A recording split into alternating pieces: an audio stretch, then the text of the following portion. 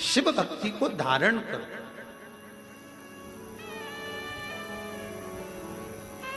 नियत अच्छी रखना, नीति अच्छी रखना और नियम अच्छे रखना। फिर दुनिया चाहे गाली दे, अपशब्द कहे, ताना दे, आड़ा टेढ़ा बोले, उससे मतलब आपकी नीति ठीक है ना, आपका नियत ठीक है ना, आपका नियम ठीक है ना, फिर नहीं सोचे, फिर बिल्कुल विचार नहीं करना अपना।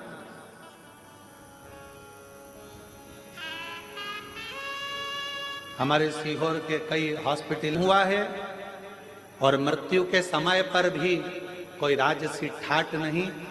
यही मानव का शरीर ऐसे ही छूट कर चले जाना है। इसलिए आपका आप में ही लगा कर जाना है कि आप लोगों की जिंदगी के साथ श्रेष्ठ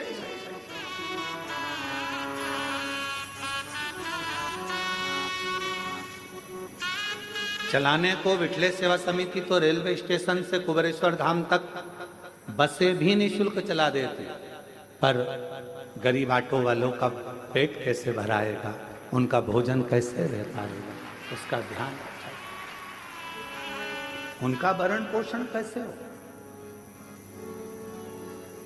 स्टेशन पर ट्रेन आए, जब यहाँ से गाड़ियां भेज दी जाए, बसें भेज दिया जाए, चालू हो जाए, परंतु उनका पेट कैसे भरा, 2 रोटी उनको भी मिले, उसका स्मरण रखा। जिसमें वेंटिलेटर तक नहीं है, पर कुबेरेश्वर धाम का जो हॉस्पिटल बना है उसमें ढेरों सारे वेंटिलेटर तक लगाए गए हैं, जिससे किसी को दिक्कत ना हो, किसी को तकलीफ, किसी को कष्ट ना हो।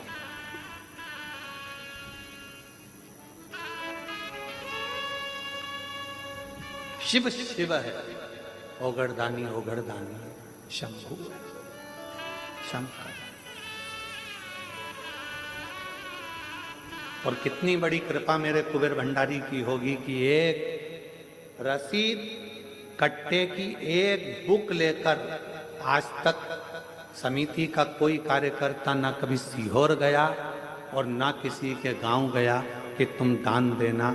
समिति के कार्यकर्ता केवल कुबेरेश्वर धाम पर आने वालों को और शिव पुराण में आने वाले भक्तों के लिए छूट रहती है। जिसका मन हो दे, ना मन हो कोई बात नहीं, भजन करो, स्मरण करो। सीहोर में कोई नहीं कह सकता कि पंडित प्रदीप मिश्रा के आश्रम से कोई आया और किसी ने एक कटोरी आटा मंगा, चावल मंगा, दाल मंगी या धन मंगा, कोई नहीं। हम तो बाबा के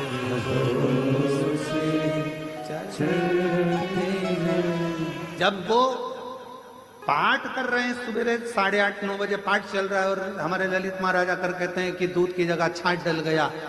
कैन भरकर 100 लीटर छाछ डल चुकी है खीर में, उसमें दूध नहीं था, छाछ थी। अब क्या होगा? तो जब वो छाछ को दूध कर सकता है तो वो दुनिया का सारा भंडार भी भर सकता है।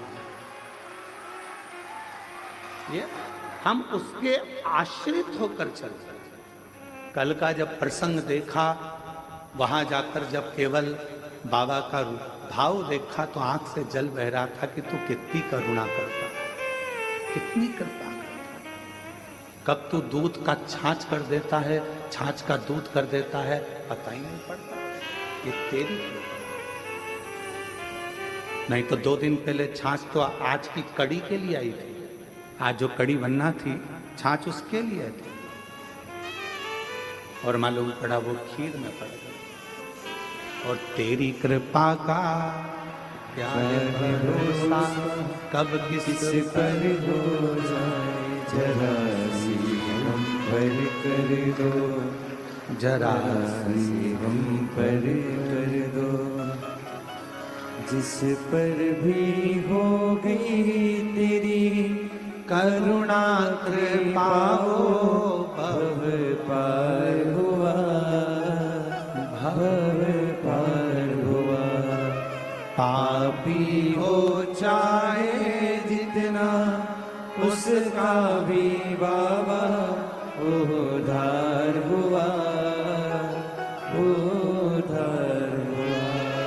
गिद्ध अजामिल गणिका जैसे तेरे मन को भा, जरा सी हम पर कर दो, जरा सी हम पर कर दो। तेरी कृपा का क्या है भरोसा, कब किस पर हो जाए, जरा सी हम पर कर दो, हो जरा सी हम पर कर दो। अपनी नीति सही रखना, अपनी नीयत सही रखना और अपना नियम सही रखना, फिर दुनिया कुछ भी कहे, आग लगे बस्ती में, अपन रहो मस्ती में। अगर नीति सही है, नियम सही है और नियत सही है तो परमात्मा भी साथ देता है, फिर परमात्मा भी साथ देता है। सुदर्शन मुनि की धर्म पत्नी ने कहा कि मैं मुझे नियम भेजा, अतिथि देवो, अतिथि का सत शिव मिलेगा इसमें, क्यों? आप कोई भी एक नियम तो पकड़ो, शंकर भगवान को मिलने में देरी नहीं लगेगी।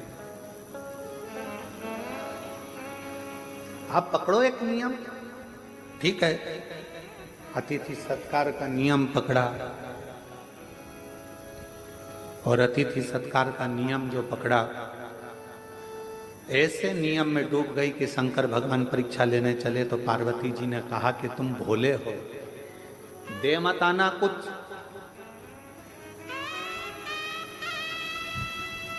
और भोला जो होता है ना, उसके साथ भोलेनाथ हर पल होता है, हर पल। कुछ दे मत आना, ठीक है, अब मुझे जाने तो दे। पत्नी ने, माता पार्वती ने प्रसन्न चित्त से अपने पति को भेजा। एक दरिद्र का वेश बनाकर, बड़ा तन पर कपड़े फटे हैं, भिक्षुक का वेश बनाकर आवाज लगाई सुदर्शन मुनि के दरवाजे पर, माता भिक्षाम दे, भूख लगी, कुछ भाग मिले मुझे तो अच्छा है। सुदर्शन मुनि की पत्नी ने दरवाजा खोला। बाबा क्या बात है, भूख लग रही है? बाबा अभी तो मैंने भोजन नहीं बनाया, पर अगर आप थोड़ी देर बैठोगे ना बाबा तो मैं भोजन बना दूंगी। बाबा कहते हैं मैं बैठता हूं, तुम बनाओ। बाहर बैठने लगे बाबा। अंदर सुदर्शन मुनि की पत्नी ने उनको अंदर आसन लगाकर बिठा दिया, द्वार बंद करा, अंदर अतिथि भोजन बना रही है, गुनगुना रही है भगवान के नाम। क्या देखा? भोजन बनकर तैयार हुआ, इसमें एक रोटी बनकर अलग रखा दी गई है। किसकी रोटी है?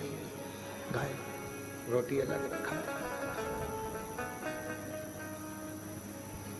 खूब हंसे भोलेनाथ, खूब डट के हंसे। गुस्सा आया थोड़ा सा सुदर्शन मुनि की पत्नी को कि हमारे घर भोजन करने आए और तुम हंस रहे हो, क्यों? सुदर्शन मुनि के दरवाजे पर बैठे हुए अतिथि के रूप में भोलेनाथ ने कहा कि धन्य है देवी, आप धन्य हैं। माँ, आपने जो रोटी मेरे लिए बनाई उसकी साइज इतनी बड़ी है, और जो गाय के लिए रोटी बनाई वो इतनी सी।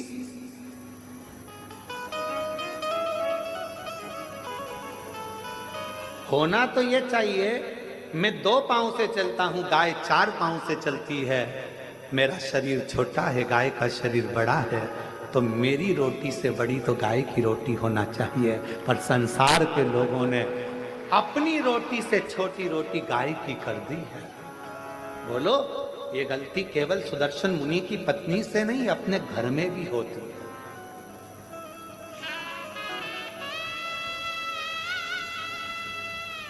छोटी सी रोटी बना के डाल दी, गाय की है। अरे गाय की है तो जितनी बड़ी रोटी पति खाता है उससे दुगनी बड़ी तो गाय की होना चाहिए। जितनी पतली रोटी तुम पति के लिए बनाती है इससे दुगनी मोटी रोटी गाय की होना चाहिए, क्योंकि उसका शरीर बड़ा है, दिन भर चलती है, दिन भर फिरती है। सुदर्शन मुनि के दरवाजे पर मेरे विश्वनाथ, मेरे शंभु भिक्षुक का रूप रखकर खूब ठाका लगाकर हंस दिए। पत्नी ने पूछा कि तुम मेरे घर भोजन करने आए और मुझे देखकर हंस रहे। शिव जी ने कहा कि ये रोटी तो बहुत छोटी है गाय की, रोटी तो बड़ी करो। पत्नी सुन रही थी सुदर्शन मुनि की, बाबा की बात सुनकर उसकी आंखों से जल भर गया। आज तक मैंने केवल कपट ही करा, बच्चों को ज्यादा खिलाया, पति को ज्यादा खिलाया और गौ माता को केवल एक रोटी, और वो भी छोटी सी। मतलब मेरी कपट की जिंदगी चल रही थी। आज से हे अतिथि, तुम मेरे दरवाजे पर गुरु बनकर आए हो और तुमने मुझे उपदेश दिया है, उपदेश दिया है। आज से मैं कभी कपट नहीं करूंगी। जैसा मेरा पति पावे वैसा अतिथि पावे, जैसे बच्चे पावे वैसे परमात्मा पावे, जैसे मेरे घर के पावे वैसे गौ माता पावे।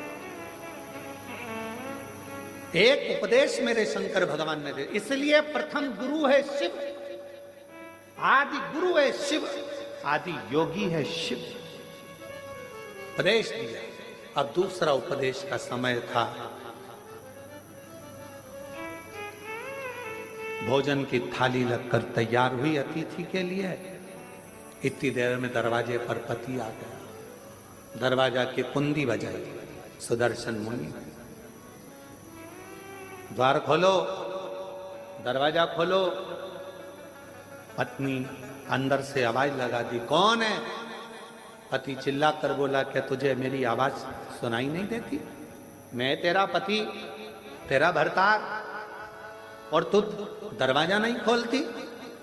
पत्नी आवाज लगाकर कहती है, आपने कहा था अतिथि देवो भव, अभी मैं अतिथि को भोजन करा रही हूं। पागल हो गई है, मूर्ख हो गई है।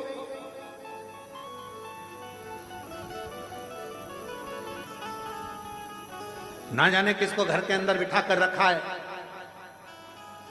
कोई चोरी कर कर चले जाएगा, बाहर निकाल उसको, दरवाजा खोल। इतने में पत्नी मुस्कुरा कर बोली, मैंने आपसे पूछा था तो आपने कहा था कि अतिथि तो भगवान का स्वरूप होता है, और मैंने आपको गुरु मानकर आपकी वाणी पर विश्वास कर लिया। अब तो मैं दरवाजा तभी खोलूंगी जब अतिथि का भोजन हो जाएगा, प्रणाम कर लूंगी, वो विदा होगा, तब मैं द्वार खोलूंगी। तो मैं द्वार खोलूं। शिव ने पूर्ण परीक्षा ली। आज मेरे शंकर भगवान निकलते ही नहीं घर से बाहर। लाओ जरा एक गिलास दूध और लाओ, जाओ। सुदर्शन मुनि की पत्नी दूध का गिलास भर दिया। अब बोले, बाबा मेरे झोले में जो कपड़े रखे हैं वो सारे चल चल के गंदे हो गए हैं, माँ धो दोगी? माँ कपड़े धो रही, 1 घंटा कपड़े धोने में हो। अब बाबा बोले कि मेरे को पानी पीना है, पानी ले। फिर थोड़ी देर बाद बोले, खाना ज्यादा हो गया, मेरा मन कर रहा है 1-2 घंटा आराम करूं। बाबा सो गया। फिर थोड़ी देर बाद बोले, अब मेरा मन हो रहा है जाने का। इसको तो खुशी नहीं हुई, पर दरवाजे के बाहर जो बैठा था सुदर्शन मुनि, उसको प्रसन्नता हुई, अब दरवाजा खुलेगा। जिस गुरु ने उपदेश दिया था वही डिप्रेशन में पड़ा था, टेंशन। अब द्वार खुलेगा। तैयार हो गए, झोली टांग ली, सब कुछ हो गया, चलने की तैयारी थी। इतने में सुदर्शन मुनि की पत्नी से बाबा बोले, मेरे कपड़े लेकर आ जाओ। कपड़े लेकर आई तो सुदर्शन मुनि के पत्नी ने कपड़े दिए। जो कपड़े दिए तो बाबा बोले, अभी तो ये गीले हैं, जब तक सूखेंगे नहीं तब तक जाऊंगा। अभी गीले हैं। अभी नहीं जाऊंगा। लिंग पुराण की ये कथा है, बड़े प्रेम से अगर आप पढ़ेंगे तो 122 नंबर के अध्याय पर इसको प्राप्त करेंगे। बड़ा सुंदर सा। अब उठे नहीं, कपड़े सूखेंगे नहीं तब तक जाऊंगा नहीं। बैठ गए। अब वो बाहर बैठा पति फिर बैठ गया बेचारा। संध्या होने लगी, शाम का समय होने लगा। सुदर्शन मुनि की पत्नी से बाबा बोले, देख के आओ कपड़े सूखे। हाँ बाबा सूख गए, ले आओ। लाए, झोले में भरे, जाने लगे। अब कहने लगे, माँ मन कर रहा है अब रात को कहाँ जाऊंगा, रात को कहाँ जाऊंगा। ये गांव तो मेरा परिचित भी नहीं है, जिस गांव के अंदर मैं जाऊं कोई मेरा पहचान वाला भी नहीं है, मैं कहाँ जाऊंगा। सुदर्शन मुनि की पत्नी ने कहा, जो आपकी आज्ञा हो, जैसा आपका मन करे वैसा आप करें। तो कहा, मैं पर पुरुष तुम पर नारी, एक कक्ष में रहना उत्तम नहीं है। मेरा मन है या तो मैं बाहर चले जाऊं या तुम चली जाओ। तो कहा, बाबा आप अतिथि हो, आप घर के अंदर रहो, मैं घर के बाहर चली जाती हूँ, मैं घर के बाहर चली जाती हूँ। सुदर्शन मुनि की पत्नी घर के बाहर चली गई। सुदर्शन मुनि अपनी पत्नी से कहे, तूने द्वार नहीं खोला। खोला तो था अभी हाल, तो वो अतिथि कहाँ है? का वो तो अंदर है, तू बाहर। हाँ, उसी ने कहा, रात्रि का समय है, पर नारी पर पुरुष एक जगह पर ठीक नहीं। भले तुम माँ हो पर स्थान बदला जाए, मुझे बाहर कर दिया। चलो अपन बाहर सो जाते हैं। पत्नी ने अपना बिछौना बिछाया, चैन की नींद सो रही, पर पति जिसने ज्ञान दिया था, अतिथि देवो भव, वो टेंशन में रात भर दरवाजे पर ही सोया, कुछ ले नहीं जाए, कुछ ले नहीं जाए। उपदेश देना सरल है, ज्ञान देना सरल है, ये कहना सरल है, मोह मत रखो, माया मत रखो, ये मत करो, वो मत करो, वो मत करो। ज्ञान उपदेश देने वाले ढेर सारे मिलेंगे। 24 घंटे मोबाइल पर देखो, कोई ना कोई उपदेश देता हुआ मिल जाएगा। ये मत कर लेना, एकादशी पर ये दोष मत कर लेना, प्रदोष के दिन ये गलती मत कर लेना, शिवरात्रि पे ये गलती मत कर लेना, सावन का महीना चालू हो रहा है, शंकर जी को ये मत चढ़ा देना, शंकर जी को वो मत चढ़ा देना, शंकर जी की पूजन ऐसे कर लेना, वैसे कर लेना। लोग डराएंगे, धमकाएंगे। सावन भी तुम्हारा है, शिव भी तुम्हारा है, तुम्हारे दिल में आए वैसी पूजन करना। छूट है, तुम्हारे दिल में आए वैसे शंकर को भजो, तुम्हारा मन करे वैसे शिव को रिझाओ, तुम्हारा दिल करे वैसे शंकर की आराधना करो। कोई कहे ये मत चढ़ाओ, पाप लगेगा, कोई के वो मत चढ़ाओ, पाप लगेगा। उसने कहा, पाप कहाँ होता है वो बताओ पहले। कहा नरक चले जाओगे, तो कहा तू देख कर आया क्या?